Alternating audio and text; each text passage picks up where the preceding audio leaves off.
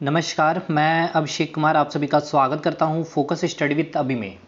तो आज हमारा क्लास नंबर 3 है स्टैटिक जीके का। बहुत ही महत्वपूर्ण टॉपिक मैं कवर कराऊंगा आज आपका स्तूप। ठीक है, जितने भी फैक्ट, अब देखिए पहली चीज़ तो ये कि आज की जो वीडियो में हम लोग स्तूप को कवर करेंगे तो मतलब रटना तो हमें है नहीं। पहली बात तो ये कि एक चीज़ तो आपको अब क्लियर हो गया होगा। ठीक है, अब देखिए ऐसी चीज़ें होती है कि अब आपको कुछ डेट है या फिर कोई राजा ने इसकी निर्माण किया है तो उसमें आपको मैं कुछ चीज़ समझा नहीं सकता। हाँ, लेकिन अभी देखिए मैं स्तूप को इतना अच्छे से आपको समझा दूंगा कि आपको चीज़ें इतनी इंटरेस्ट तो पहले से जगेगी ही, और दूसरी बात आपको ये हो कि आपकी चीज़ें बड़ी आसान से याद हो जाएगी।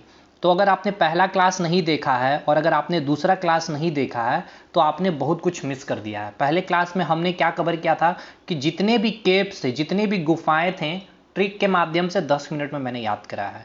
सेकंड में हमने क्या देखा था, पूरा अपनी नागर शैली को समझा था, द्रविड़ शैली को समझा था, बैसर शैली को समझा था, और विथ मैप और लोकेशन कि मैं आपको अगर अभी उड़ीसा बोल दूं तो आपको समझ में आ जाएगा कि मैं कौन सी शैली की बात कर रहा हूं। तो ऑलमोस्ट 50 से अधिक हमने टेम्पल्स कवर किए थे, और उसमें जो इंपॉर्टेंट फैक्ट भी थे, मतलब कि कौन से वंश के राजा ने उनका निर्माण कराया है, उनका लोकेशन कहाँ है, कोई विश्व विरासत सूची में अगर शामिल है तो एवरीथिंग, ईच एंड एवरीथिंग हमने देख लिया है। और वो मैंने सीबीटी 1 में भी अगर आपके आए हुए थे तो उसको भी मैंने कवर करा दिया। मतलब कि उसमें अब आप बिल्कुल बेफिक्र हो जाइए ये दो टॉपिक, और आज इस टॉपिक के बाद पूरा का पूरा फ्री हो जाइएगा कि अब हमारा ये 3 टॉपिक ऐसा कवर हुआ है कि आपका एग्जाम में अगर आएगा तो नहीं छूटेगा। अच्छा, एक इन्फॉर्मेशन है कि संडे को जो है वीडियो आप लोगों को नहीं मिल पाएगी। मैं एक स्ट्रैटेजी सोच रहा हूँ वीडियो आप लोगों के लिए लाऊं कि परसेंटेज वाली स्ट्रैटेजी 65 और 35 के आप जीके जीएस और मैथ में 65 जो स्ट्रैटेजी मैं कुछ चीज़ें आपको बताने वाला हूँ, मैं आप लोगों के लिए एक लाऊं वीडियो 5-10 मिनट की। वो वीडियो ही होगी संडे को, और संडे को कोई क्लास की वीडियो नहीं आएगी, ना जीके की ना कोई भी चीज़ की। तो मैं पहले आपको इन्फॉर्म कर देता हूँ, तो आप लोग कमेंट करके मुझे बताइएगा कि मैं लाऊं या नहीं लाऊं। और सबसे पहले आप लोग टेलीग्राम ग्रुप को ज्वाइन कर लीजिए, लिंक डिस्क्रिप्शन में है। अगर काम ना करे लिंक तो फोकस स्टडी विद अभी सर्च करिएगा। पीडीएफ के लिए परेशान मत हुई, जो है टेलीग्राम में ज्वाइन करके रहिएगा, वहाँ पे सारी चीज़ें बता दी जाएगी। ठीक है मेरे भाई, और प्लीज़ हो सके तो दोस्तों तक को जोड़िए, क्योंकि इतना अच्छा कंटेंट मैं दे रहा हूँ इतने मेहनत करके, तो आपको भी थोड़ा सा सपोर्ट करना चाहिए मुझे। ठीक है, बाकी अगर कोई चाह रहे कि पूरा बायोलॉजी अपना बहुत अच्छे से कवर कर ले एक बार पढ़ करके 15 घंटे में, तो 15 आवर में आपका पूरा बायोलॉजी में कवर करा दिया हूँ 15 से 18 घंटे में। और जो चाहते हैं विथ पीडीएफ मैं उसको नोट्स दूंगा। ठीक है, तो वो हमें व्हाट्सअप करिएगा। पेड है ये, लेकिन ठीक है पेड बहुत ही मतलब मिनिमम कॉस्ट में आपको मैं प्रोवाइड कर रहा हूँ 7909004902 में। ठीक है, आप व्हाट्सअप करिएगा, बायोलॉजी का कंप्लीट कोर्स आपको मिल जाएगा। फिर आपको कोई फर्दर एग्जामिनेशन के लिए आपको देखना नहीं पड़ेगा उस कंटेंट के बाद, क्योंकि वो मैं अपना नोट्स भी आपको दूंगा। तो चलिए आज की क्लास स्टार्ट करते हैं। बात करते हैं, सबसे पहले स्तूप को समझते हैं। आप फिगर को देख रहे होंगे, यही आपका पूरा का पूरा स्तूप का स्ट्रक्चर होता है। अब इसी स्ट्रक्चर से आपके इतने सारे क्वेश्चन बन सकते हैं। ठीक है, अगर सेटर, अगर एग्जाम का जो सेटर है वहां पर अगर वो चाहे तो आपके क्वेश्चन के लेवल को बहुत ही अच्छा बना देता है। मैंने पूरा फिगर लिया रखा है आपको पूरा समझाने के लिए, और फिर पूरा नोट्स भी मैंने यहाँ पे ले रखे हैं। ठीक है, और पीडीएफ के लिए परेशान मत होइए, आप लोग को एक बार ही पीडीएफ मिलेगी पूरी कोर्स कंप्लीट होने के बाद ये सेक्शन। और दूसरी बात, history of Indian railway, marketing, Indian economics के लिए परेशान नहीं होइए, उसका भी क्लास में यूट्यूब पर ही अपलोड करूंगा। सबसे पहले मैं समझता हूँ स्तूप की बनावट से। देखिए सबसे पहला सेक्शन हम देखेंगे, मंदिर में मैंने जब आपको बताया तो वहां पर मैंने कोई बाउंड्री की चर्चा नहीं की थी। ये स्तूप आखिर होता क्या, सबसे पहले हम समझ लेते हैं ये स्तूप आखिर है, ये इसका कंसेप्ट क्या है। देखिए हमने देखा मंदिर, मंदिर क्या था, हिंदुओं का एक धार्मिक स्थल है, पूजा स्थल है, जहां हिंदुओं राजाओं ने पूजा करने के लिए क्या बनाया था, मंदिर का निर्माण किया था। या हम लोग भी क्या करते हैं, मंदिरों का निर्माण करते हैं। उसी प्रकार बौद्ध धर्म में, बौद्ध धर्म के जितने अनुयायी थे उन्होंने पूजा स्थल के लिए, गौतम बुद्ध की पूजा के लिए क्या किए थे, मंदिर का निर्माण किया था। वो लोग मंदिर ना करके क्या कहते हैं, स्तूप कहते हैं। ठीक है, तो स्तूप समझ में आ गया होगा कि क्या होता है स्तूप। आई थिंक अब क्लियर हो गया कि बौद्ध धर्म के मंदिर को ही हम क्या कहते हैं, जो बौद्ध धर्म का पूजा स्थल है, जो धार्मिक स्थल है, उसको ही हम क्या कहेंगे, स्तूप कहेंगे। अब ये स्तूप में होता आखिर क्या चीज है, स्तूप में मेनली कहाँ पर क्या चीजें होती है उसको भी हम आपको बताएंगे।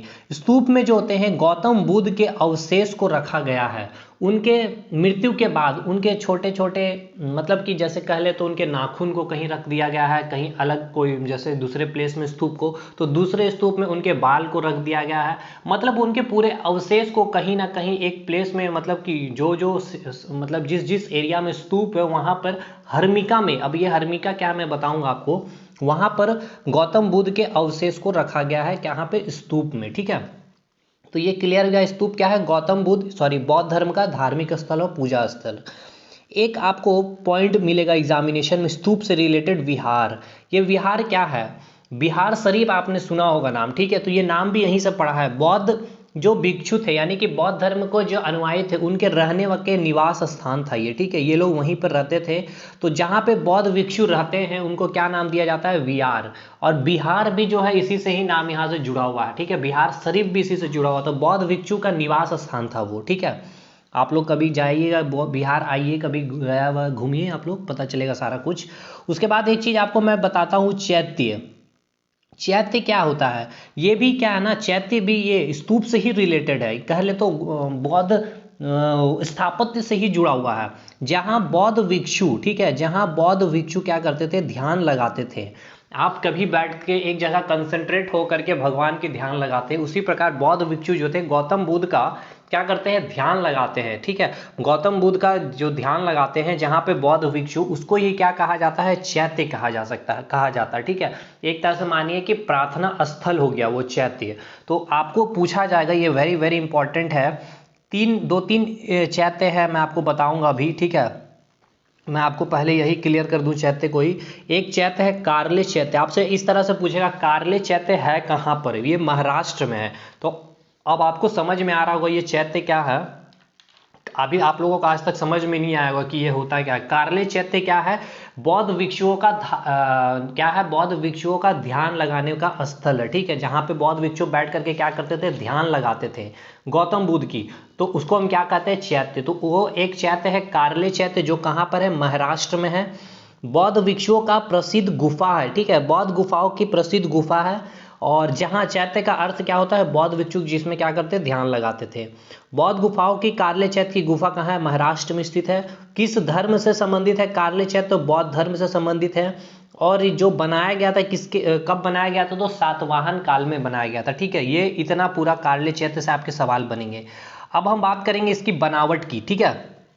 ये पूरा का पूरा कंप्लीट हो गया है। एक और चैत्य आप अगर याद रख सकते हैं तो महाराष्ट्र में एक और चैत्य है, भाजा चैत्य, ठीक है। भाजा चैत्य जहाँ पर बौद्ध भिक्षु क्या करते थे, ध्यान लगाते थे। ये भी आपके कहाँ है, तो महाराष्ट्र में ही है। ये बस इतना ही आपके एग्जामिनेशन में इंपॉर्टेंट, इसके अलावा आपसे नहीं पूछे जाएंगे। तो देखिए जो स्तूप बनाया जाता है, जब भी स्तूप की आप खासियत देखोगे तो यहाँ पे चार जो है स्तूप में सबसे पहले आपको देखने को मिलेगा बाउंड्री, ठीक है। इस बाउंड्री को हम क्या कहते हैं, वेदिका कहते हैं। तो पूछा जाएगा जो स्तूप है, ठीक है, स्तूप में जो बाउंड्री होती है उसको हम क्या कहते हैं, वेदिका कहते हैं। या फिर वेदिका का क्या अर्थ होता है, तो आपको क्लियर हो गया, बाउंड्री। या फिर वेदिका का संबंध किससे है, स्तूप से है, मंदिर से है, मस्जिद से है, या गुरुद्वारा से, तो आप बोलोगे स्तूप से संबंध है ये, ठीक है। उसके बाद यहाँ पर एक रेक्टेंगल, ठीक है, रेक्टेंगल की आकार में आपको दिख रहा होगा, इसको हम लोग कहते हैं मेधी, ठीक है, मेघी कहते हैं, ठीक है। पूरा अभी मैं एग्जैक्ट फिगर दिखाऊंगा गूगल से मैंने जो डाउनलोड कर रखा है, जिसके ऊपर अंडाकार गुम्बद रखा जाता है, ठीक है। ये गुम्बद जो आप देख रहे हैं अंडाकार, इसका शेप भी पूछा गया है कई बार। तो अंडाकार शेप किसके ऊपर रखा जाता है, तो मेघी, जिसका नाम है मेघी। और इस मेघी के ऊपर आप एक प्रकार से देख रहे होंगे, मैं थोड़ा जूम कर दूं, इसे हम कहते हैं हर्मिका। यही हर्मिका वो प्लेस है जहाँ पे गौतम बुद्ध के क्या किए जाते हैं, अवशेष को रखे जाते हैं। उनके नाखून को रख दिया गया है, उनके कुछ बॉडी के कुछ अवशेष जो मिले हैं, उनके कुछ कपड़े हैं तो वहाँ पर रख दिए गए हैं। ये अवशेष यहीं पर हर्मिका में ही रखा जाता है। और जस्ट हर्मिका के ऊपर 3 छतरी होते हैं, देखिए 1 2 और 3, ये 3 छतरी होते हैं। और ये 3 छतरी को जो मतलब पकड़ के रखे हुए रहते हैं उसको हम कहते हैं यष्टि, ठीक है, उसको हम कहते हैं यष्टि। और ये 3 छतरी से आप क्या समझते हैं, देखिए ये 3 छतरी जो होते हैं, जिसमें यह बताता क्या है, श्रद्धा को बताता है, सम्मान को बताता है और उदारता को बताता है। श्रद्धा को बताता है, सम्मान को बताता है और ये उदारता को बताता है। और ये जो वेदिका है आपका, ठीक है, ये जो वेदिका है और ये जो मेघी के बीच जो स्थल है, इसको हम कहते हैं प्रदक्षिणा पथ। मतलब इसके चारों तरफ हम जो इसके चक्कर लगा सकते हैं या घूम सकते हैं, उसको हम क्या कहते हैं, प्रदक्षिणा पथ। क्लियर है। प्रदक्षिणा पथ आप समझ में आ गए होंगे कौन सा प्लेस है, मेघी और बाउंड्री यानी कि वेदिका के बीच जो है स्पेस को हम क्या कहते हैं, जिसके चारों ओर हम क्या कर सकते हैं, या एक स्पेस होता है, आप पैदल इसके चारों तरफ राउंड घूम सकते हैं, चल सकते हैं, उसको हम क्या कहते हैं, उस प्लेस को प्रदक्षिणा पथ कहते हैं। ठीक है, पथ कहते हैं कौन सा पथ, प्रदक्षिणा पथ। तो ये नाम से आप फेमिलियर हो गए होंगे। अब आपसे कभी भी कोई सवाल पूछा जाएगा तो आप पूरा क्लियर हो सकते हैं आप बताने में। और सबसे महत्वपूर्ण क्वेश्चन, इनके जो प्रवेश द्वार होते हैं उनके नाम को क्या, उनको क्या नाम कहा जाता है, तो तोरण नाम दिया जाता है। ठीक है, तो तोरण नाम कहा जाता है, ये आपको याद होना चाहिए। अब मैं आपको फिगर दिखा दूं तो आप पूरा का पूरा क्लियर हो जाएंगे। आप देखिए इस तरह से, ये देखिए बाउंड्री किया गया है, देखिए इस बाउंड्री को क्या कहते हैं, वेदिका। एंट्री जो गेट है, आप देखिए एंट्री गेट को मैंने क्या नाम दिया है, तोरण नाम दिया है, स्तूप में। अब ये जो मैंने कहा था रेक्टेंगल जैसा बना हुआ है जिसके ऊपर अंडाकार रखा हुआ है शेप गुंबद, तो इसको हम क्या नाम दिए हुए थे, मेधी। तो आप देख सकते हैं मेधी। और ये अंडाकार शेप जो रखा गया इसके ऊपर ही रखा गया, और ये जो उसके ऊपर होते हैं हर्मिका, इस प्रकार से आप देख सकते हैं बना हुआ है हर्मिका। और इसी हर्मिका के ऊपर क्या, हर्मिका के अंदर क्या है, गौतम बुद्ध के अवशेष रखे गए।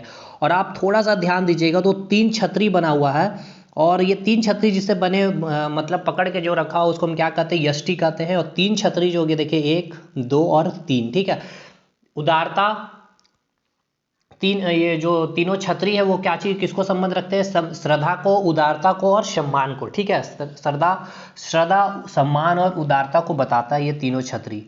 तो आप देख सकते हैं। उसके बाद ये जो पथ है, देखिए ये जो बाउंड्री हो गया और ये जो मेधी है, इसके बीच का जो पार्ट है प्रदक्षिणा पथ है। देखिए यहाँ पे प्रदक्षिणा पथ आप देख सकते हैं, यही है, यहाँ पे आप क्या कर सकते हो, पैदल चल सकते हो। तो ये शेप है। उसी प्रकार ये भी देखिए वही शेप है स्तूप का ही, आप यहाँ पे और भी आप देखिए, इसमें मैंने इसलिए लिया था कि इसमें 3 छतरी आपको एग्जैक्ट दिख रहा था। ठीक है, ये दिखाने के लिए। तो अब हम लोग स्तूप को पढ़ लेते हैं। इंपॉर्टेंट स्तूप जो आपके एग्जामिनेशन में पूछे जाते हैं, सांची का स्तूप कहाँ पर है, तो भैया मध्य प्रदेश भोपाल में स्थित है। किसने बनाया, अशोक ने बनाया। स्तूप के गुंबद, स्तूप में क्या होता है, गुंबद होता है। ठीक है, मैंने अभी आपको बताया स्तूप में गुंबद होता है। तो आपसे एग्जाम में क्या पूछेगा, अगर अच्छे सेटर रहेंगे, पूछा जाएगा कि गुंबद किसके ऊपर होता है, तो मेधी के ऊपर होता है। ठीक है, मेघी के ऊपर होता है। गुंबद के ऊपर केंद्र में भगवान बुद्ध के अवशेष रखे जाते हैं जिसको हम क्या कहते हैं, हर्मिका कहते हैं। और 1989 में विश्व विरासत सूची में शामिल किया गया है सांची का स्तूप। तो भैया हम आपको एक बार रिकॉल करवाना चाहते हैं कुछ इंपॉर्टेंट विश्व विरासत जो मैंने अभी तक आपको कराया है। 1983 में मुझे क्या आप बता सकते हैं, अजंता की गुफाएं और एलोरा की गुफाएं। जनता थी जो एलोरा की क्रीम लगाती थी, क्लास नंबर 1 देखिए। उसके बाद मैंने बताया 1984 में कौन, कोणार्क का सूर्य मंदिर, क्लास नंबर 2 देखिए। 1987 में कौन था आपका, तो 1987 में हमारा था एलिफेंटा की गुफाएं, क्लास नंबर 1 की बात कर रहा हूँ। उसके बाद 2003 में हम चले गए थे भीमबेटका की गुफाएं।